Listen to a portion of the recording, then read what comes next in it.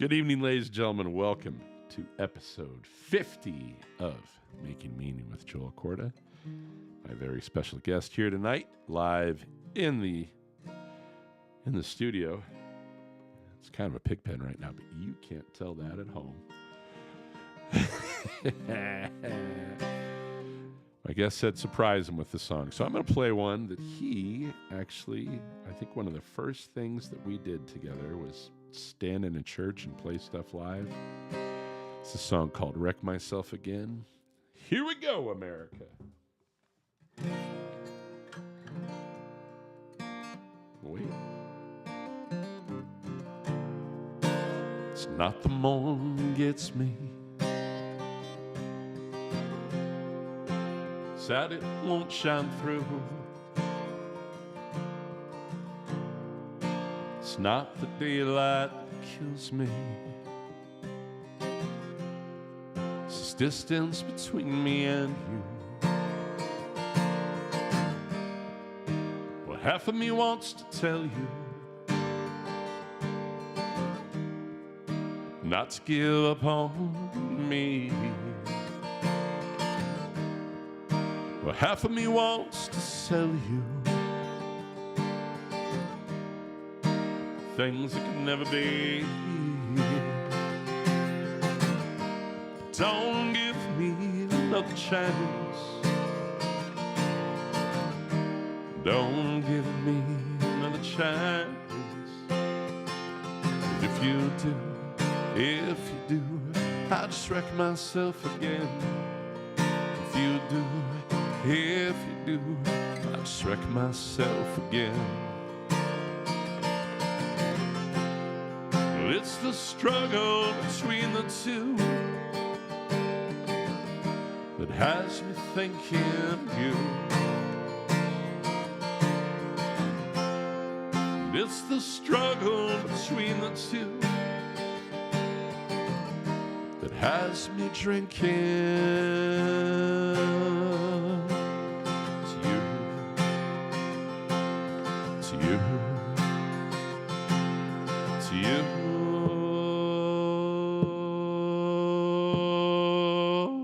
No, it's not the phone that gets me. Sad it won't ring through. It's not the hum that kills me. It's this light not connecting to you. I wanna feel like something. It's not entirely tired. Wanna feel like someone. It's not entirely sad. But don't give me another chance.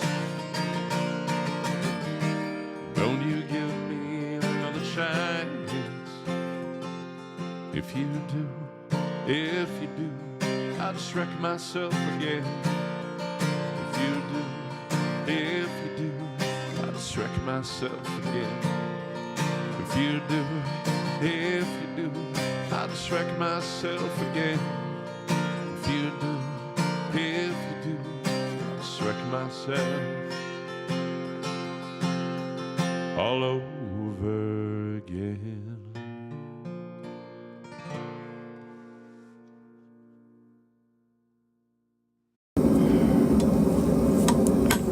Strength, story, steel.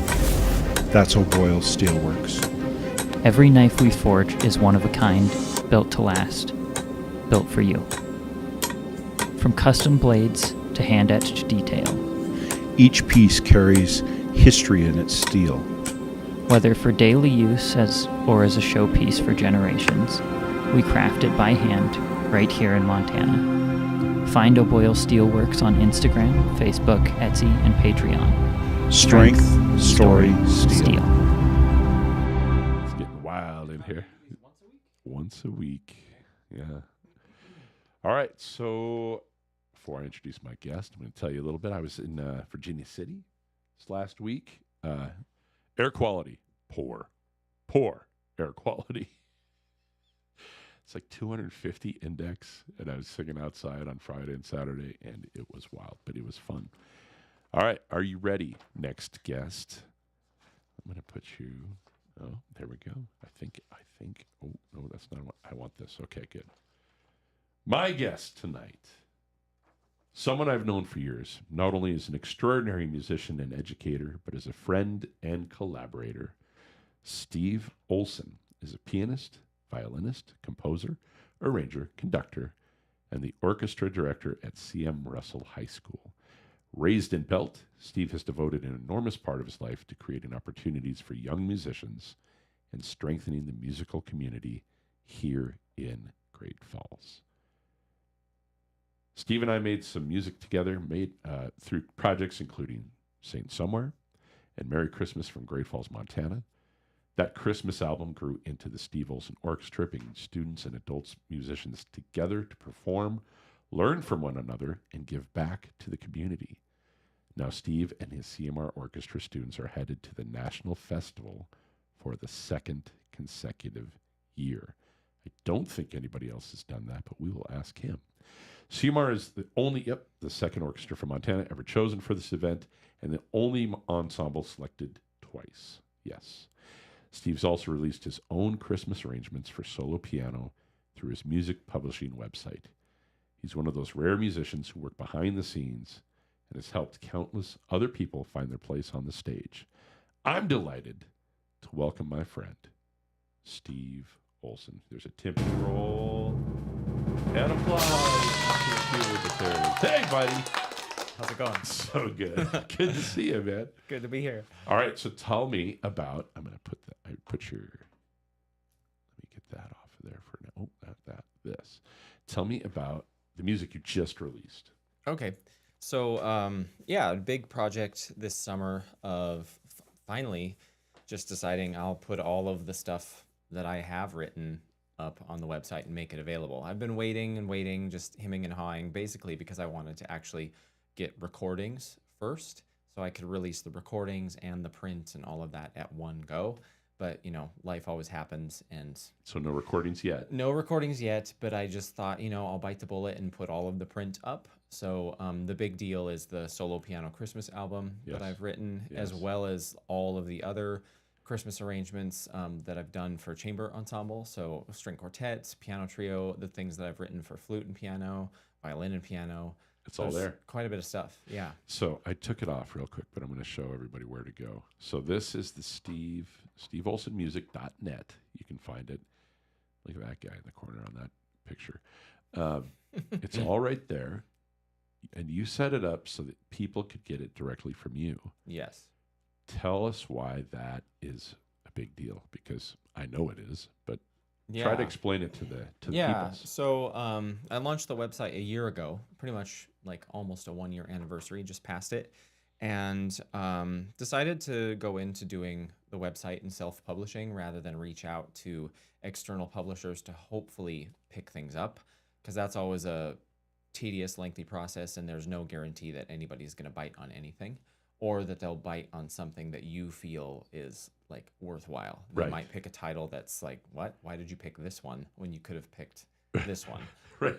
What did you taste? Even though you said yes to one thing, Exactly. I'm doubting your... Exactly. Yeah. Because you've had plenty published. Yeah, I had quite a few pieces published for educational use, like with orchestra for the Right. work that I do there. You had the number one.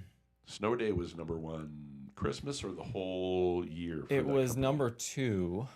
Snow Day was for the J.W. Pepper catalog. It was like the number 2 slot for most popular for last whole year, and now this year it's moved down to number 3. But like after being out for 2 years, it's pretty cool. Right, but it's a seasonal. Yeah. Right, so it's being number 2 when you're just available to be able to do it one concert. Right, is yeah. pretty great. Yeah, and it's pretty wild too, because that's the first piece that I ever actually wrote. I remember. And I mean, I've written other things but never finished them, and so this was the first thing that I actually wrote and finished, and it was the first original thing. It wasn't an arrangement. It was actually just not really thrown together, but tossed together with ideas that I could use for teaching my students with where we were at currently in the year. Like, oh, Yes. they know these techniques, but this would be great to workshop this even more for them, et cetera, et cetera. Right. So it's kind of wild that it's turned out to be what it is. Well, and it makes sense that that is one that people would be gravitating toward. Yeah. Because they have the same things that they're probably having to address in their classroom and it's as well teachable. too. Yeah, yeah. Mm-hmm. So I'm jumping way back on this one. So You're good. we met because I want to brag about all the things that you're not going to Yeah. brag about. Thank you. Okay, so one thing I want to brag about is the number 2. It was number 1 for a while though. It is actually like after I talked to the publisher, the people who manage that, when we were in San Francisco for National Orchestra Festival this past February. Yeah, just drop that little nugget. And yeah. You know, when we were just happened to be by when we won the national festival. Uh-huh. And they said that after their Sandra Dachau catalog, which those are pieces by a renowned educator and conductor, they've been staples of their catalog for a really long time. After that, those titles are not considered. The Snow Day and then an arrangement that I also did are their top sellers. Excellent. What was the other which is, arrangement? Florence Price's Adoration for string Beautiful. orchestra. So Beautiful. yeah, pretty crazy. Okay. Yeah. So let's figure out how you got here. I met you. What show was the first one? Footloose, Footloose. 2004. You were they hired this kid from Belt, Montana to play piano for rehearsals. That's how it started. Just right? the rehearsal accompanist for that show. You say just rehearsal accompanist, but it's hilarious to me because all of the guys that I know that do rehearsal accompanist are some of the best musicians. Like that's a hard gig. Yeah, I do. Because you're looking at how many lines of Yeah, and I do distinctly remember like on one of the numbers where it's all pretty new to me, and I've looked through things, but then like when you're in the moment of having to, you've never rehearsed this way before or worked that way, and I had just finished like sophomore year of high school, and I turned the page and there's like 8 lines that I have to condense down as I'm playing parts, and then everybody in the room is like older, of course, Yeah. and super intimidating because they've obviously done this before, they're good at what they do. Or even if I don't know that, allegedly. like, It feels that the way feel when you're is a that, and it's sophomore like, in high school. then being somebody from outside of this community where, they're taking a gamble on me. It's like, don't mess this up. Do a good job. It's so fun to have seen how far, because I wasn't teaching at that point yet either. So like this is over 20 years ago now. Yeah. But to see how far you chose to grow, if Yeah. that makes any sense, because you could have easily just been that guy, Yeah. and that would have been great. You could that's a career. Yeah, for sure. Yeah. You could stay in one. So then you decided study music in Missoula. What was the official degree? It wasn't composition. I have a degree in piano performance and then a degree in music education. Nice. And I'm like 12-ish credits short of a degree in violin performance because I use that as my music ed instrument. Of course. And when I finished, I thought I could maybe, shoot for that degree too, but I would have had to redo like my upper division recital requirement because I was rated as a different major, even though I did all the requirements to get the performance degree. So I thought, I don't need to go through that. Academia is just so for fun. another piece of Just, paper. Right, to prove that I can play this thing that Yeah. I've been playing the whole time. Okay, so you do that. Were you right back here? Did they hire you right out of? No, I came back in the fall of 2010 after my coursework was done, so I could do my student teaching. Right. And I came back to Great Falls because I specifically knew I wanted, like, if I was going to be teaching, I wanted to teach orchestra, and I made that decision consciously, like about halfway through college, because at one point growing up in Belts, I was in choir, I was in band, and then doing orchestra stuff in Great Falls with the youth orchestra and lessons. I was doing all of it. We were in And choirs together too. Yeah. Yeah. And I had to make this decision of you have to pick one so you can actually excel in that rather than try and manage all of it. And so I selected strings, and I knew I wanted a high school experience for student teaching. And in Missoula, the teacher who was there at the time, it would be his first year in the fall that I would be student teaching. So even though it wasn't his first year as a teacher, it was Right. his first year in the district. Yes. And so I wouldn't have been able to be there. They don't want to do that. Yeah, and I figured, well, if I'm going to do student teaching high school experience, Great Falls is the best option because I'm from the area, but my parents also owned an apartment complex in town, so I could stay there and rent that easily. And I knew the people I was student teaching with, but I didn't know what their teaching style was like at all. I just knew them from, being in this community. Yes. So came back here and did that. And then when I finished student teaching, I got hired on pretty quickly as an accompanist for the district. And so I was accompanying choirs at both high schools pretty regularly. Yeah. And then that lasted for about it was a year and a half that I did that and various other things. And then Dennis Dale retired from CMR, and I applied for his job and got that for the fall of 12. And it's pretty unique to be able to just start at the high school level. Yeah, especially like right out of college. Yeah. People typically don't hire right out of college for a AA, any type of music job. Right. So that's a testament to some of the work. Was there any version of writing going on at that point in your life? Composing or? I was doing arrangements of various things for just random stuff, mostly just for fun, arranging pieces that I liked for different ensembles. A lot of it was like for piano trio, so violin, cello, and piano, or for string quartet. A lot of it was used for wedding gigs and stuff like that, or if they would ask, hey, we want this music, can your ensemble put something together for that? So, I love it. yeah. And it was never, did you ever find it taxing? Not really. Right. But I also didn't really put a whole lot of like effort into it. Right. It wasn't very deep or thoughtful. Most of the arranging, like I started arranging things when I was, I think in 7th grade. Yeah. And pretty much all of that, I wouldn't say most, all of that work up until the fall of 2014, so quite a while, was just transcription arrangements. So I'm just taking somebody else's notes and literally just replacing them for other instruments. Right. I'm not writing anything new. I'm not adding like creative flourishes or changing anything. It's just taking what fit for this and just making it fit that. Right. Now, because we're friends, and I know this a little bit about you,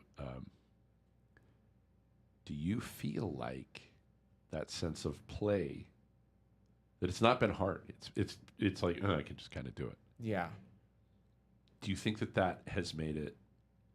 Because you seem to make a commentary that, well, because I haven't put a ton of effort, I didn't bleed on it. I haven't stayed up all night, Bernstein style, just pulling my hair out. I don't think it's any less valid. Yeah. Do you think because it's a playground that it's easier to produce? Like that it feels like play to you versus like serious hard work? Depends on what it is. Okay. Depends on like if it's a transcription thing, that's totally fine. Right. If it's like something that's an original arrangement, which is what I enjoy doing a lot, way more than writing original composition work, because I would much rather take somebody else's melody and their chord progression ideas and take my interpretive take on it. That's a lot more fun because I can hear something that more inspires me rather than coming up with something to then make that work. That makes sense. I think getting to the point where I've gotten it really has helped doing the transcription work. And then, growing up, I listened to film scores all the time, like on bus rides, because I lived 20 miles from the school, and so you're on a long bus ride both ways. And like a pivotal score that I listened to early on was James Horner's score for Titanic. Orchestration and everything was just really incredible, and I listened to that a lot, and that was what really got me started listening to a lot more film music and orchestral things. And then I started buying full scores when I discovered, you can buy these things, and it was all for classical music, of course. Right. But that's how I got my start with learning how to transcribe. Transpose. So for non-C instruments like clarinets and trumpets and horns, I would look at the score and figure out what is the actual note being played, what's written for them, and how do I make that work? And that was like as a 7th grader. So I'm like an ultra uber nerdy 7th grader. I don't know if that's nerdy or not. I think that's so, but somebody that in found an the thing amazing, that they great liked. way. Yeah. And it was so much fun, and I did tons of that. And then I would buy more scores and listen to them and follow along. I love doing that, and that's really helped with getting me to the point of writing my own or writing originals. Yes. Kids will often ask me, how can I get started writing music? How can I do this? I mean, I can teach anybody to compose a melody. That's not hard. Right. With framework, it's just cookie cutter, basically. But then when you're having to go to the next step and add harmony and add all of the other things that make it the piece what it is, Right. it's really hard to teach somebody how to do that because, like, for me, I always tell them it's like you have to listen a lot and study a lot, like, so you know what works, what doesn't. Right. And it's not just, there's really no formula to it, at least for me. Well, and when you were in that age where that's the obsessive age, right? Yeah. Where you find something. Other people, it's just listening to music, Yeah. right? Because what you're saying about transcribing for non-C instruments, I don't think most 7th or 8th graders even understand that. I don't think in most high schools Yeah. walking through. I barely understand. I just know that that's a fact. It exists. I know it exists. Yes. Yeah. I got one of them degrees too, and it's still like, not in that room. I'm not doing those things. Yeah. Right. So what was it? Was it just pure love that was the drive? I think so. When I got started with music because my parents got me piano lessons when I was at the end of 3rd grade. And it was because I could tinker around with my grandma's piano and play things by ear. And, you should, let's get you lessons. And it was great. I didn't really enjoy it for the first 2 years because it was Suzuki method. So you had to learn by ear. Yep. And it was very much a struggle. I wanted to see it. Like, I wanted to actually read it, not have to like listen to the CD a million times to figure it out. And so the first couple years weren't as enjoyable, but then that wore off and I started to like it more. And that's when I actually started to get into the music program at the school, when I started 5th grade playing trombone. And then I had this book, I forget what it was, but it was like one of those eyewitness books like that kids look at when they're, in elementary school, and it's like on animals or on plant life. And this one was on music. And it had all pictures of all these different instruments, and there was an alto clarinet, and it was like such a bizarre instrument. I'm like, oh my gosh, that's so cool. I want to play that.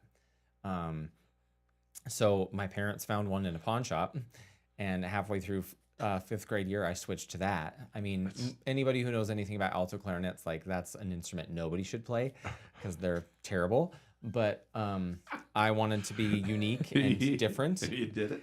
Yep. And then my 6th grade year, I switched to oboe because that was another, I was very fascinated by that. And I kept playing that all through high school. But then after that, I would add on random instruments, especially being at a small school where if there was a score that nobody was playing that instrument and it was an important part, I'd say to the teacher, hey, can I take this home and figure this out and learn this instrument? And they'd say, sure. And I'd grab the instrument, a fingering chart, and work on it that night, and then the next day I'd be ready to go. That's hilarious. That takes most people a very long time. Yeah. What do you think you just see it? You're talking about seeing it or having to hear it, like Suzuki versus seeing it. When you're approaching it now, is it something you can just visualize in your head? Mm-hmm. Yeah. And hear it? Yeah. Boy, that'd be nice. And it was a while ago that I realized, I was like, wow, this is kind of cool. Like, I would be, like, once you really know your instrument really well, like violin or piano, like, I can hear a recording and just know, like, not just what those notes are by how they sound, but, like, I know what they are by how they feel through the sound. Like, oh, I know that's an A, like, on the violin, on what string and whatnot, because I know how that vibration feels because I've lived with it that long. That's wild. Yeah. What percentage of people do you think you're in to be able to do that? Oh, I'm sure it's probably a fairly large pool. I don't really know, but it's also hard to tell because there's I never really encounter a lot of other people that I've encountered 2 as nerdy as that. 2 of you nerds, and of course I'm close with you, so it just makes the rest of us feel like we're just slackers. Yeah, come on, get with it. Just jumping away at it every day, going and playing Virginia City in the smoke just to hope you get something out. Right? Yeah. No, it's really cool. And if it's what's that whole thing that statement, dancing about architecture, trying to explain what it is to you, or how it comes to you, or how there's no really doing that. Yeah. But when you start teaching kids. Let me put it this way. If you ran into a young Steve Olson, what would you start with? Like they've got the ambition. They clearly have some talent. They clearly have an ear, and they're willing to put the time in. Yeah. What's step one? Probably figure out like, what do you want? Like, what do you want to do with this? You know? And I haven't necessarily run into like that type of situation ever. I mean, there is only one of me, of course. Of course. But like kids that are really starting to like, they're on that cusp of like, ooh, they could major in this. Like, this could be something you could do for your career. Yeah. And I ask them if they're interested in that, and if they say yes, it's like, okay, well then, how hard do you want to be pushed? Like, what are you wanting to get out of this? Yeah. Because I'm happy to push like all the way, and so that way you get a feel for what you need to be prepared for, Yeah. and how to get yourself there. Or I can go half as much, or whatever works for them. But yeah, if I would run into somebody, it'd be probably that same process of, hey, what can you do? What are you interested in? Like, is this even something that you would really want to pursue, or is it just like it? Because there are a lot of kids that they're really talented and can sit down and jam and do this and that, but they're like, it's not really. It's a hobby. It's fun. It's not anything I want to dig out further. Again, that sense of play Yeah. versus real serious study. Yeah, it's sort of like the people that they want to keep it in their life. Like Yes. with my students, they want to keep the music in their life. They want to keep playing, but they don't want it to become the career, because Right. they worry that the hobby would not be as enjoyable when the hobby is also the career. I am really fascinated in that sense of play part, because it keeps your best playing is when you are playing. Yeah, Right. Versus. Well, there's like that Bugs Bunny episode with there's Bugs Bunny and then the Jekyll and Hyde Yes. character, and he sits down and he plays the piano and he sticks the candelabra on the piano, and I wish my brother George was here, like a Liberace thing. Yeah. And he sits down and he's playing this Chopin waltz, and it's just beautiful, and he's having the time of his life. And then the Jekyll and Hyde character comes out, and he's the bad guy now. Right. And he comes up and he stands behind Bugs Bunny, and all of a sudden his eyes go all squirrely, and he starts playing all the wrong notes and messing up. It's kind of like that thing. Yes. It's like when people are watching, or it has to become something more. The play element that is freeing and way more creative tends to go away. And you have to have the discipline to get the fingers in the right place. Yeah. That has to happen. I just am curious how to teach it better. And keep Always, it that way. right? Yeah. Mm-hmm. You've seen me teach the guitar stuff, and that has always been what I think worked for those kids. Yeah. Was keeping it a version of light, because they're also not the kids that are going to be career necessarily. Yeah. Some of them started bands, some of them started doing some other stuff, but it's always been like, I'm going to spend time doing this because it's fun. Yeah. And then you see, I think the growth is greater sometimes when it's just that. Yeah. When they allow it to not hold a place in their head that's so serious. Yeah. And I'll say often to some kids, like, don't stop judging all of the notes you're playing before they even leave your instrument. Right. Like, let them all out and then go back and evaluate. Yeah. Because if we do that all the time, then why are we doing it? Because it's not enjoyable. We're not making it fun. And we're human. Like, everybody's going to play. I've never played a performance in my life where there's no wrong notes or no mistakes. Right. It's like I don't go to concerts. I don't go to shows expecting a perfect performance. If I want that, I'll stay at home and listen to the studio recording. Right. The flaws are in many ways what make it more exciting, because it's that human aspect of things. Well, that's why you and I return to theater. Yeah. It's super boring, and then somebody will. Yep. That's where we shine. That's where the fun comes. Yep. I do want to talk about. So this year in Belt is the first year we're not going to do our big thing. But are you going to use that opportunity? I know you're going to do the solo piano stuff. Yep. Maybe that's the recording. Yeah, so I've reached out to them, and since this year it'll be just me for the 2 shows, which will be different, but I'm excited. I'm looking forward to doing something different. Well, you need to be doing this. This needs to get out there. Yeah, and I asked them. I said, so because it's on a Sunday, the 2 shows. I said, would it work if I can get in there, like, have all day pretty much on Saturday? So not only I can, like, play in the instrument. That's always kind of a tough thing with pianos, because you can't live with your instrument and take it wherever you go. Right. You just have to deal with whatever they have wherever Yes. you are. Play it in, and then get a studio recording in the space, as well as video footage from that, so I have content to use, and then have all that stuff still set up for the live show the next day, and we just record that as live. So I think there's, that's awesome. 2-3 times much content. As your unpaid, unasked for manager, that is exactly what I would have wanted you to be doing. So that's great. Yeah, and I, in the past, like I wish I would have done more of that, and It's had not those easy things to set up. do. It's not, and it's hard to, like being where it's not my job, like it's not my full-time job. Keep going. I'm teaching. I have all these things, and teaching is 3, 4, and 5 because December teaching. it's December. concerts, we don't. It's not the time to be making stuff. Yeah. Yet you and I continue to keep making stuff. Right. And by the time you get to that point, it's like, oh yeah, I should have thought of this, or it's kind of like when I do those performances and then I don't sell the hard copies of the Christmas album we did. It's like I get to that point, and I'm like, I've already forgot. Oh, I need a cash box, and then I need this and this, and it's like, just play the music. let's just go play and be done. Yeah. Well, maybe this time I could just be your unpaid manager. There you go. And then not have to. It would be easier. Yeah. For me. And then I can just bully people for you on your That's true. behalf. Yeah. Don't talk to him. Yep. Mm-hmm. Steve's Oh, thinking. Yep. Don't talk to him.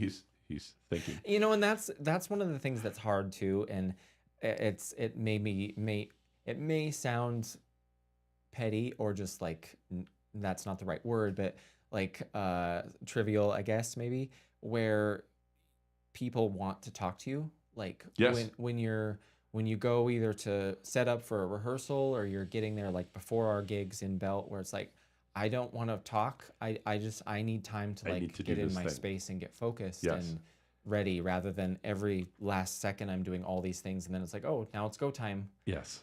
Which is why people have managers and stage people, because there is something to. It's not that you don't like people. No. It's that you are preparing. I'm here for this task. To build something beautiful. We'll chat later. After would be preferable. Yeah. That happens at the SIP all the time. Hey, what are you gonna? I'm setting up. What you gonna play? I'm like, I wonder if you'll find out. Yep. Or they'll like be asking about like, so what kind of keyboard is this, and everything's like, oh my gosh, Not right. It's this one. It's the one I'm about to play. Feel free to look. Yeah. Use your eyeballs. Yep. And you're right. It does sound it sounds petty, but it's that thing of you want to give them the best that you have to give. Yep. And I know what I takes need. a little bit of quiet. Yep. And Yeah, I did a show a couple years ago. Actually, it was when I did the piano recital, the Christmas show, a year and a half ago. That was the first time doing it. The faded one? Yes. And still mad about that. that was a very I was so excited for that show, and I remember it was very frustrating because I had to get everything set up, but I couldn't get everything set up until school had gotten out. Right.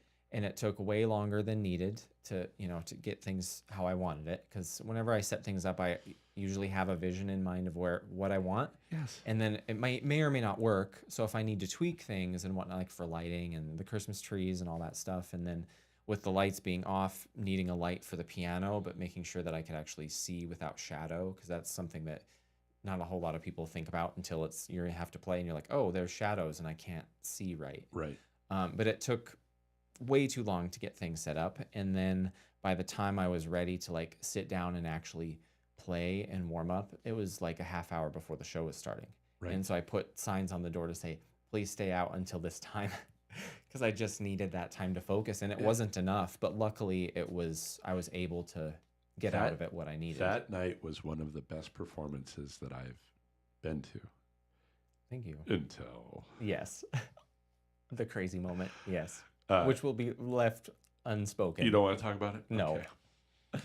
Tragedy befell. We'll just say that. Yes. Not your doing. Yes. No, not my doing. Yes. Those are the two important things. But no, I think what's the best way to say this? Because again, not mentioning that part. I think it'll be a completion of a lot of time and effort this year. Yeah. When you when you get to do that. Yeah. And I think it's going to be incredibly rewarding. And I think if people know what they're... We had a guy trying to advertise the mystery box. It was a mystery box concert, and he couldn't tell anybody what it was because they couldn't even say what artist it was. He's like, just buy tickets. Oh. Just trust me, just buy tickets. Uh-huh. And he convinced about 50 people to do it, and it was a beautiful, magical night. Yeah. And the guy was great. But just, if we get that intention going of, this is Christmas music I have put together, I'm presenting, going to record it. I think it'll be great at the home, but I do think there's something about you need to get on the road with that stuff too. Yeah, I actually, for this fall, I was looking into putting together a tour. Good. Because it was going to be a solo show in Belt. And I thought, well, maybe like, the 2 weekends before Thanksgiving and then like all the weekend times, basically traveling around, like doing a show in places where I know they have either an auditorium or they have a nice grand piano to have access to. Yes. And I had a bunch of, like, it was a big statewide, big traveling trip. So even though it's not happening this year, maybe next year for sure. Record it and then yeah, and put then it I out. also have more content to then promote it and then sell and all that. All the fun things that we have to do. Yeah. I want you to talk about what it takes to get an orchestra ready to go to it. I mean, first of all, to get them to where you think they could possibly make it on the national level. Yeah. What is that? What's it take? Blood, sweat, and tears. Right? And not just most yours. of them mine. Most of them mine. 90% mine. Yep. I mean, like the hair, that's you lose that. No, it's interesting. It's like everything kind of has to align in some ways.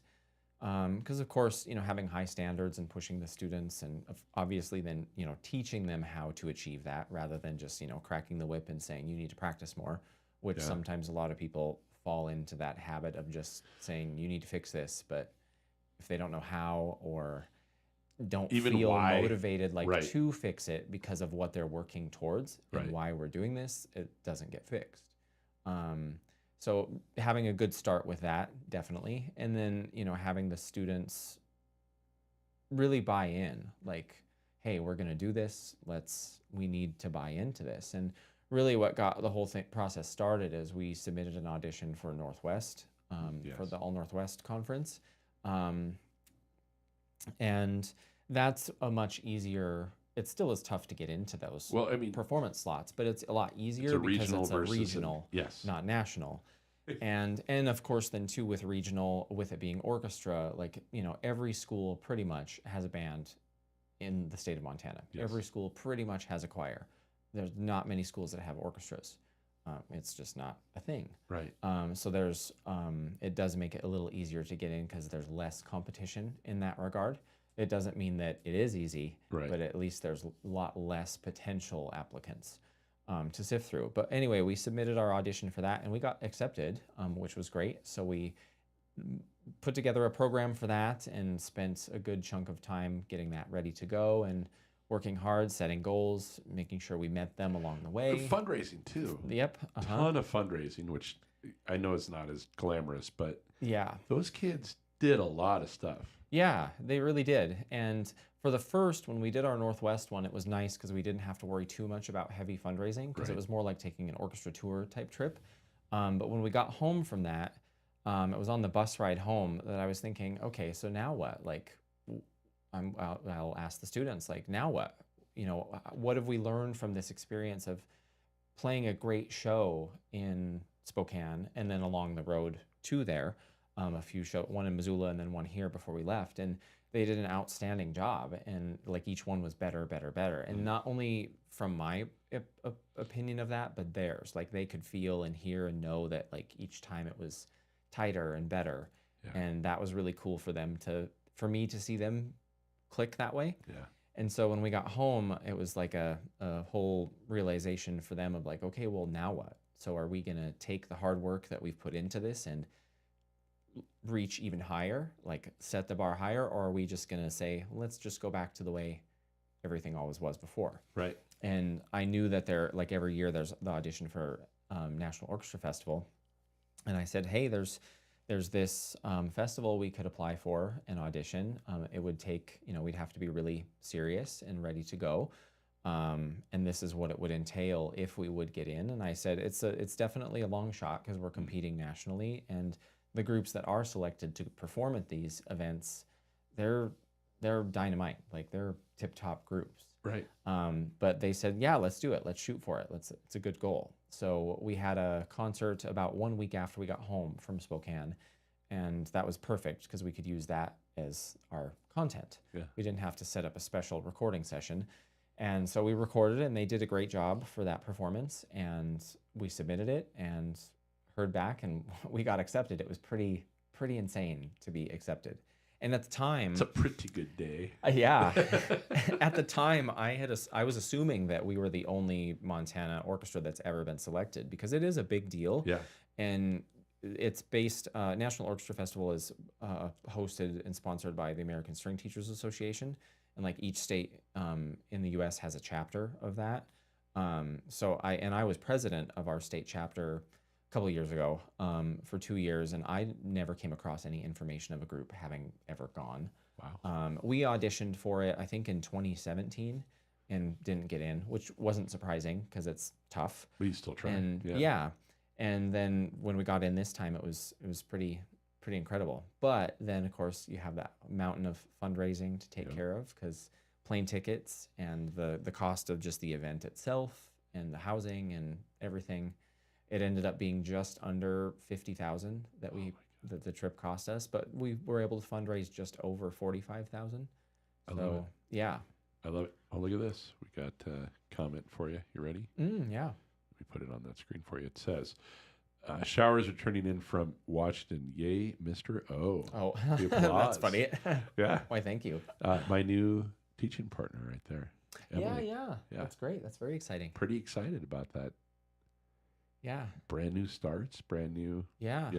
Yeah, I think it's good things. I do too. I mean, I'm bummed that I'm not splitting my time. Yeah. I did like the. It was nice to have the corda in the hallways. I know. If only to make turkey noises around Thanksgiving. Right. Or, the or ghost spooky stuff. sounds. Yeah. Ooh, it's spooky out here, guys. Yep. I Yeah, will yeah. miss that. Yeah, I know, buddy. And yeah, it won't be better. It's gonna be worse. Yeah. for you. Better for me, worse for you. I'm just joking. Doing it once is one thing. What was it to decide to go again?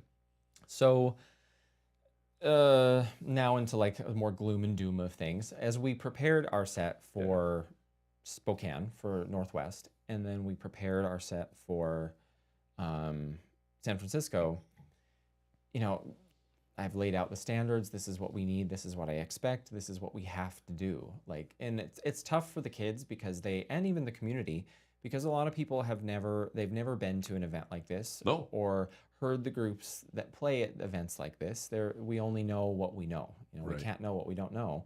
So it was really hard to sort of get them to realize this is not our regular home performance audience type of crew. You're not getting a standing ovation just for getting to the getting end. to the end. Yeah. Like this is like for Northwest, it's like our audience is going to be 95% music educators and music students.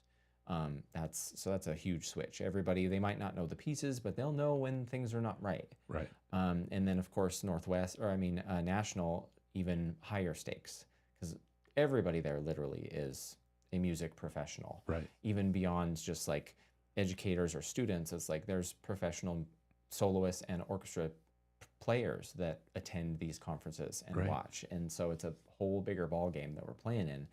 And as we prepared for those things, let's just say the expectation or the bar wasn't always met, or very much lack thereof. And so it was a very stressful thing for me. Yes. Because as I work, even as a professional of anything, like I need to be hitting certain benchmarks to know that, like, hey, by the time I get there, will I actually be able to do this? Because, I talk about this with the kids a lot. We can't they're used to cramming for a lot of things like tests and whatnot. I mean, I did that. Yes. But when it comes to music, even though we can like cram in the practice room, the moment the nerves hit us, all of that's gone, and we literally have nothing to stand on. Especially if you're playing a stringed instrument where the first thing to go is intonation. Like your fingers just are jello, and there's and so we can't cram. And so it was a very, very stressful 2 sessions worth of preparing, so 2 years worth of that, to the point where I was like, after the first national trip, I was like, I'm probably not ever going to do this again. Doing this. Maybe in 10 years, but at that point, probably not. Yeah. And I had mentioned that to the kids. I'm like, I'm just going to be honest with you. I don't, because that wasn't as fun as the preparation needs to be the enjoyment and the memory and all of that we make. It's not just the performance. Like my best experiences, like with musical theater, for example, have been the things where the whole process was incredible. Like people worked hard, they dug in, they messed up, but we fixed it, and there was like a drive from everybody. It wasn't just the show was incredible. Right. No, like the whole process was amazing, the struggle and all. Yes. And with those 2 workups, the process of getting there, which is the most lengthy, wasn't as enjoyable. Okay. And even though the performances were awesome, like as they should be. Right. But it's like I can't go through that again if I'm just gonna. If you feel like you're rolling the dice when you're in the place. And feeling like I'm the only one who really has a stake in it, and everybody else will just get there when they feel like getting there. Yeah. And the kids understood that. They're like, yeah, we know. Like there were people that should have worked harder. Okay. But I also saw a look on their faces, like a different look that I was like, I'm going to think about this, even though I told them no. Right. I was like, I'm going to think about this a little bit. And of course, it only took like a day. And I came back the next day and I'm like, okay, I'm changing my mind because I can, for one. Because I'm allowed. and and I told them, I said, the last thing I would ever want any of you to do is think that I don't believe in you, that I don't believe that you could do it. Because I do. I very much believe that we have a chance to do it again and that you can make this work. I just don't want to be the mule. But I can't be the only one. Yep. Yes. And it can't be a thing that, we're in. And then when the stakes, when something else more fun comes along, I'm the convenience relationship where, oh, you're going to go hang out with that person now. It's like, even though you said you'd hang out with me, we can't do that. And I said, I need buy-in from all of you. Like, this has to be a very serious thing. I need you to think about it. And I gave them a day to think. And they came back the next day and they're like, yes, we're all in. We want to do this again. So I said, all right. And what that means now, because we've already had our concert, we have to schedule a separate recording session. So we had to find a date to do that where everybody could be there. Yep. And that was one of the things too. I said, you said you wanted to do this, so you can't go, oh, but I have this. And well, no, I can't now. It's like, if you want to do this, you need to start proving now that you're going to do it. And they did. And we recorded it and submitted it. And the recordings were good, but they weren't as good as if it would have been a concert, because whenever you're like in that, it's like the play versus the job. Like now it's a recording session and everybody's like on edge, every wrong note's like, oh God, it's the wrong note, Right. But in the end, it turned out really well and we got accepted again. So going to Chicago. Good. What is nice Chicago? That'll be fun. Yeah. What is the acceptance? Do they have an acknowledgement that you've just been there too when they tell you? No. No. There's no form letter for that. It's not like an extra special, like, hey, yep, welcome back again. Yep. Nice. How do you, all of these things that you are doing, all these horizons that you're working at, because the theater stuff, which we haven't gotten into a ton of. Yeah.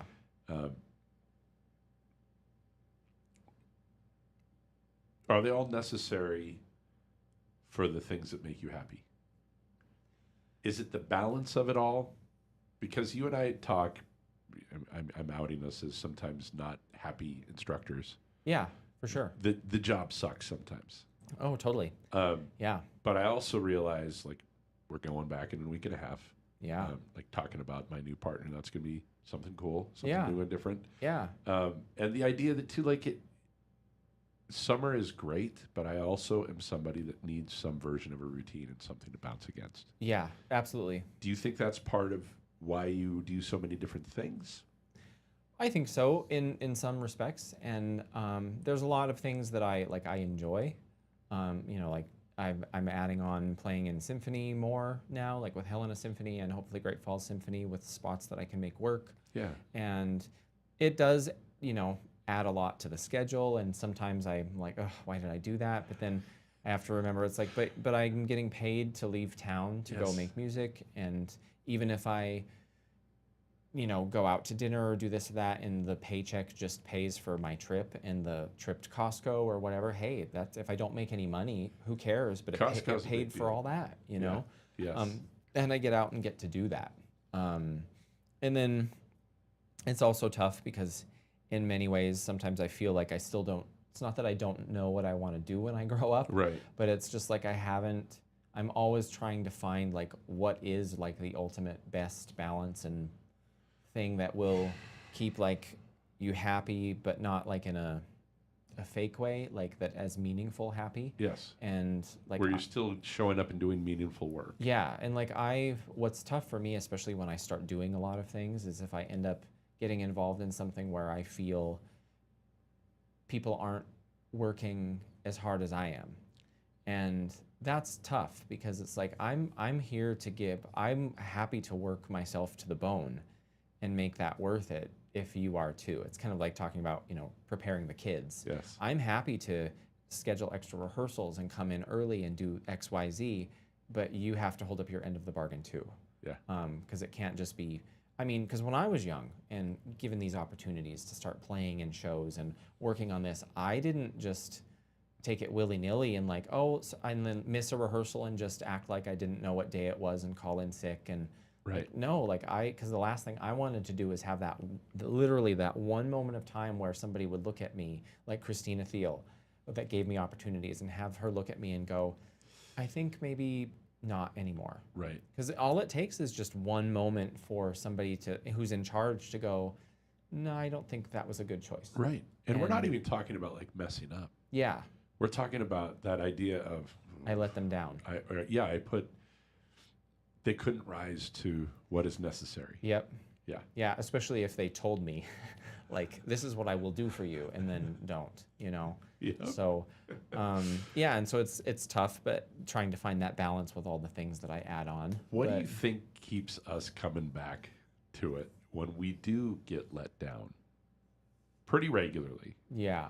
What is it that keeps you coming back at bat to try to knock it out of the park again? What is that?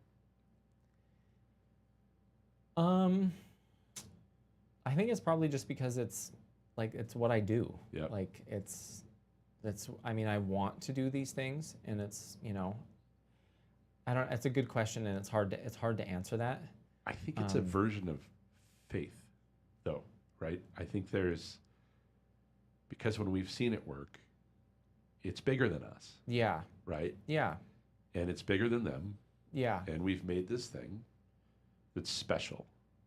I think, for me at least, I'm not trying to. Yeah. I'm not trying to lead the way. No, I like that though. That's great. And also like wanting to contribute to something bigger, like wanting to leave a legacy, not a legacy of like, oh, I'm going to be famous, but like have something. It's like cultivating this ongoing perseverance of whatever you're doing for more people to follow, rather than just maintaining it I love it. and just having that status quo there. That's perfect. Will you come back around Christmas time so we can talk about? Yeah. We can plug it, and we can. Yeah, of and course. Maybe sell some CDs for Yeah. the cause. Yes. All right, buddy. Thanks for coming. Yeah, of course. I appreciate it. Yeah. Thank you. Anytime.